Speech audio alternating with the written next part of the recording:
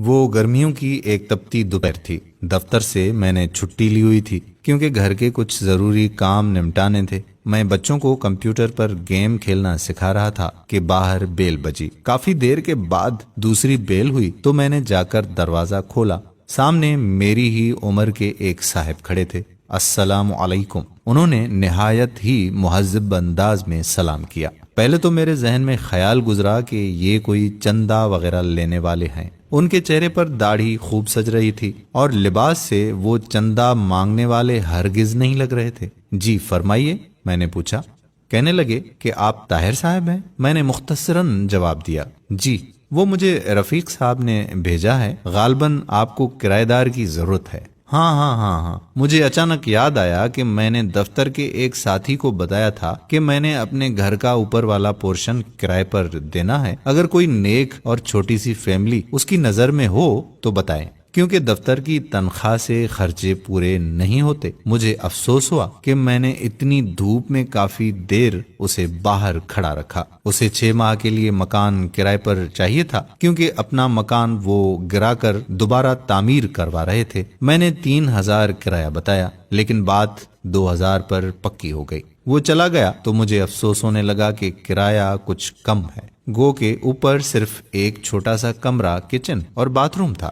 مجھے اپنی بیوی کا دھڑکا لگا ہوا تھا کہ اسے معلوم ہوگا تو کتنا جھگڑا ہوگا، اور وہی ہوا۔ بقول اس کے کہ 2000 تو صرف بچوں کی فیس ہے۔ مجھے اس نے کافی برا بھلا کہا اور میں چپ چاپ سنتا رہا اور اپنی قسمت کو کوستا رہا۔ میں نے ایم ایس سی بہت اچھے نمبروں سے کیا تھا، اس لیے فوراً نوکری مل گئی۔ نوکری ملی تو شادی بھی فوراً ہی ہو گئی۔ میری بیوی بھی بہت پڑھی لکھی تھی، وہ بھی ایک انگریزی اسکول میں پڑھاتی تھی۔ ہمارے 3 بچے تھے، مگر گزارا مشکل سے ہوتا تھا۔ اگلے ہی دن وہ صاحب اور ان کی بیوی بچے ہمارے گھر شفٹ ہو گئے۔ ان کی بیوی نے مکمل شرعی پردہ کیا ہوا تھا۔ دونوں بڑے بچے بہت ہی مہذب اور خوبصورت تھے، چھوٹا گود میں تھا۔ کچھ دنوں بعد ایک دن میں دفتر سے آیا تو میری بیوی نے بتایا کہ میں نے بچوں کو کرایہ دار خاتون سے قرآن مجید پڑھنے کے لیے بھیج دیا ہے۔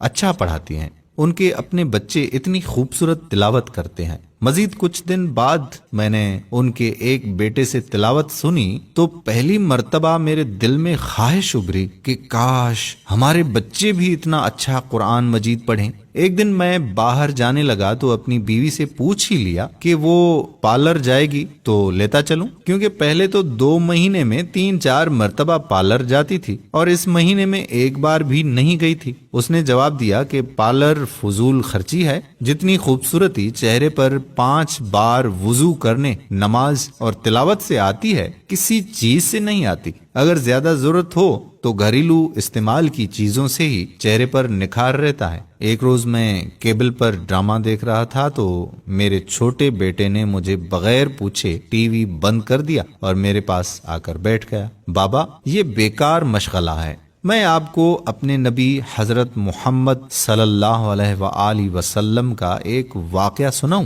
مجھے غصہ تو بہت آیا، لیکن اپنے بیٹے کی زبانی جب واقعہ سنا تو میرا دل بھر آیا۔ میں نے اپنے بیٹے سے پوچھا کہ یہ تمہیں کس نے بتایا بیٹا؟ کہنے لگا کہ ہماری استانی محترمہ نے۔ وہ قرآن مجید پڑھانے کے بعد آپ صلی اللہ علیہ وآلہ وسلم اور صحابہ کرام کے متعلق بتاتی ہیں۔ اپنے گھر کی اور بیوی بچوں کی تیزی سے بدلتی حالت دیکھ کر میں حیران ہو رہا تھا کہ ایک روز بیوی نے کہا کہ کیبل کٹوا دیں، کوئی نہیں دیکھتا اور ویسے بھی فضول خرچی اور اوپر سے گناہ ہے۔ چند روز بعد بیوی نے شاپنگ پر جانے کو کہا تو میں بخوشی تیار ہو گیا۔ اس نے کافی دنوں بعد شاپنگ کا کہا تھا، ورنہ پہلے تو آئے دن بازار جانا رہتا تھا۔ کیا خریدنا ہے؟ میں نے پوچھا۔ کہنے لگی برقع۔ میں نے کہا کیا برقع؟ میں ہنسا تو وہ بولی، پہلے میں کتنے ہی غیر شرعی کام کرتی تھی، آپ نے کبھی مذاق نہیں اڑایا تھا، اب اچھا کام کرنا چاہتی ہوں تو آپ کو مذاق سوچ رہا ہے۔ میں کچھ نہ بولا۔ پھر چند دن بعد اس نے مجھے کافی سارے پیسے دیے اور کہا کہ فرج کی باقی قیمت ادا کر دیں تاکہ مزید قسطیں نہ دینی پڑیں۔ اتنے روپوں کی بچت کیسے ہو گئی؟ وہ مسکرائی، کہنے لگی بس ہو گئی۔ جب انسان اللہ تعالیٰ کے بتائے ہوئے احکام پر چلنے لگے تو برکت خود بخود ہو جاتی ہے۔ یہ بھی وہ کرایہ دار خاتون نے بتایا ہے۔ سکون میرے اندر تک پھیل گیا۔ میری بیوی اب نہ مجھ سے کبھی لڑی نہ شکایت کی، بچوں کو وہ گھر میں پڑھا دیتی ہے، خود بچوں کے ساتھ قرآن مجید تجوید سے پڑھنا سیکھ رہی تھی، وہ خود نماز پڑھنے لگی اور بچوں کو سختی سے نماز پڑھنے بھیجتی۔ مجھے احساس ہونے لگا کہ نجات کا راستہ یہی تو ہے۔ پیسہ اور آرائش سکون نہیں دیتا، اطمینان تو بس اللہ کی یاد میں ہے۔